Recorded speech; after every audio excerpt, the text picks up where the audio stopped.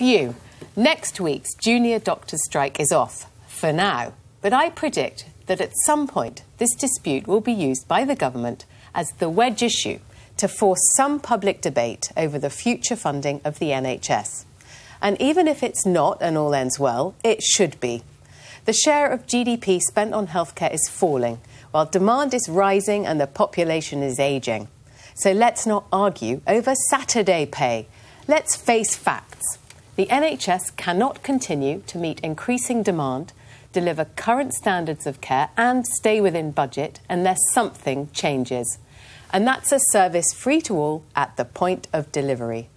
If politicians and voters aren't willing to fully fund a social and healthcare system, well then, we need to think about charges. Come on, everybody. We already pay for prescriptions and some social care is means tested. If we want to save the service that's already running a deficit of £2 billion, we're going to have to pay through the ear, nose and throat.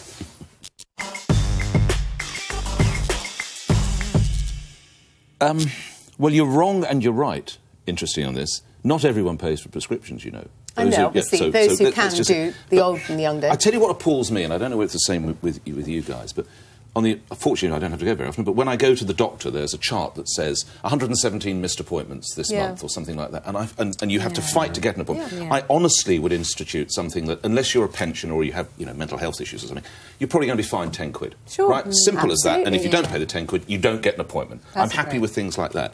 I'm also happy with something like, you know, fortunately I've got a few quid, so let's say I want to see the doctor this afternoon. I should be able to. Yeah, I should be able to pay £50, and there should be. That's what I'm saying. But we have to be very careful because we are in a bit of an elite here, and there are people out there for whom the idea of actually paying 10 quid if they miss an appointment, or whatever, is really going to make a difference on them. So, and you mentioned politicians.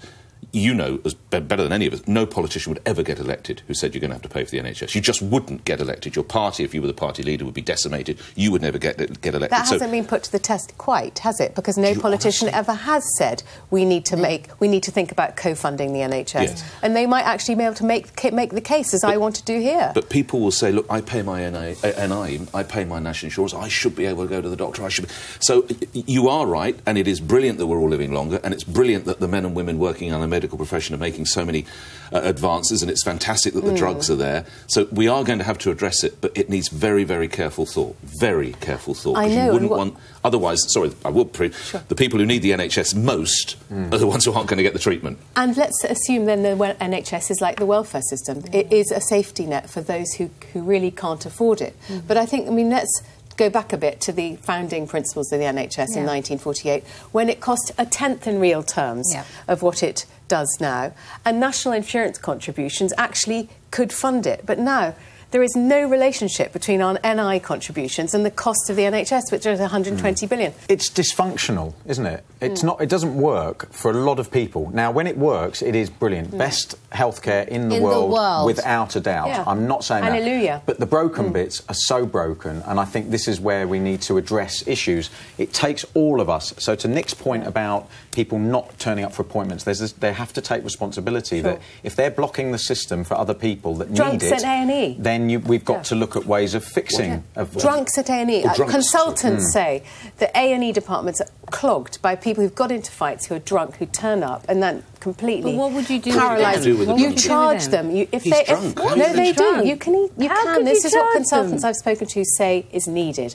There needs to be a disincentive for people turning up. This is like Tony Blair marching people to the cash point, you know, when they're drunk or something like maybe. that. It's not going to work, is it? I'm drunk in an A&E in Kent. You were drunk last night. How are you going to get the money off me? I've split my head open or whatever. Well, it is a disincentive, a fiver. But, Graham, sorry, finish your point. No, but equally with that, if you do have some insurance, if you have a base level of insurance, that if means tested, obviously, you can't just make people pay insurance. But if you've got some way of insuring yourself against that situation, then there's a chain that you can follow in order to get some money back if you've abused it. Now, not saying that's the right answer, but ultimately what's happening is the people that need it most often are the ones that come up against the blockages and the breakages in the system. And that, I think, is the bit we need to modernise. So the principles are all very well and good, and I absolutely uphold them, but we still have to be modern about the way we look at it and say which bits aren't working.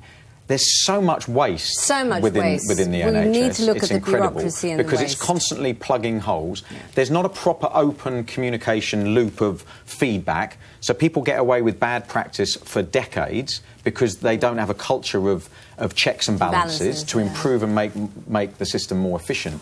So all of that has to be applied in a certain way, because if you were starting the NHS today with those principles, it wouldn't look anything like it does. No. So we've got to find a way of being, as you say, grown up about it, and not it being not necessarily a political issue, but a national. It's got to be a national interest. It's in all of our interest to do something about it. It is a political issue. People elected every single government I can remember on the basis that the NHS will stay free at the point of contact. That is why the Tories are in power now. That is why they are there. It was one of David Cameron. He stood there and he talked about all the experience he's had with the NHS. And he said, this is what I'm going to look after. And I think people are quite rightly angry about anything that ever seems to come up like this, where you say maybe we should be co-paying, maybe we should be funding it in a different way, because people hold the NHS to their hearts. You know, if you just remember London 2012, when Danny Boyle put the NHS in that opening ceremony, it's got a very special place for people. Well, people will have to pay a lot more in some sort of health tax then. But that's fine. Don't you think it can be better managed? I mean, bed blocking, there's they've so tried much efficiency waste. savings. There's been any number of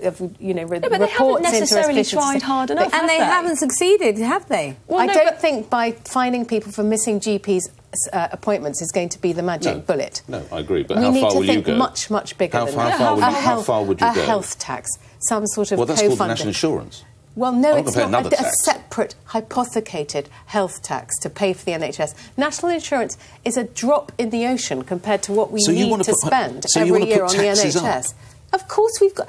Listen, if people aren't going to pay for the NHS via use of services, then taxes are going to have to rise to pay them. Why can't we go down the route that June suggested, which I think there will be... I mean, at one point there were more managers than there were clinical staff. I don't know whether that's still the case, but let's go down a route that... Let's look at the savings that can be made. Let's look where payments can be made. All right, I know Do you think people haven't looked at savings to be made? Not properly, Rachel. I don't think they have. I don't think they have. If it was a private business, there's no way they would get away with that much. Well, listen, I have some thought on this. I think we could get rid of a lot of the agency workers who cost an absolute arm and a leg.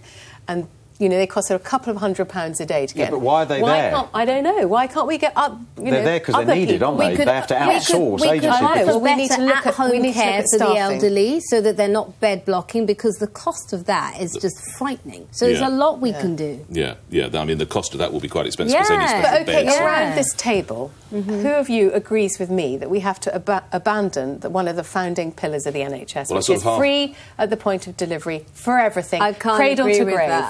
I can't believe you're being heads in sands, guys. Nick, I've got you. I'm the same. I think that it has to be looked at. Now, but the caveat for me is that you have to protect the people that need it the most. I agree. And that has to be... There has to be some means testing in that respect. I've solved it. I've had my idea of the series. It's unfortunate it's in the first episode, but there we go. Might as well leave now. Fat people... Right, who come in and they've got heart attacks or something like that. They get the first treatment free. Then if they don't start to lose weight, they're going to have to start paying. Smokers who come in, they get their first treatment free. Unless they can prove that they're starting to try and quit smoking, they start getting changed, and the charges get racked up. So if you keep going back because you're fat and you keep having heart attacks, right? By the end, no, it's fantastic. By the end, we're going to be charging them hundreds of £100 because you have to be seen to try and lose some weight. Fat tax, fat smoking, solved. That's a very crude point of view. Well, I won't call it that. But the principle is that we've all got a stake. Responsibility. We've all got a stake in this, because ultimately,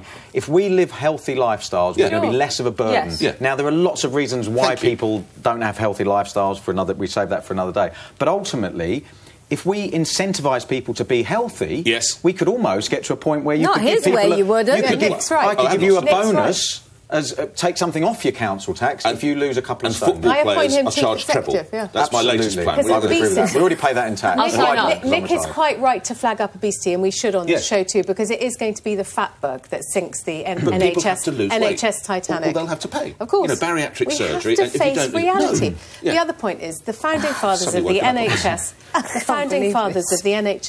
would not have said free to all if they looked at what they have to do now.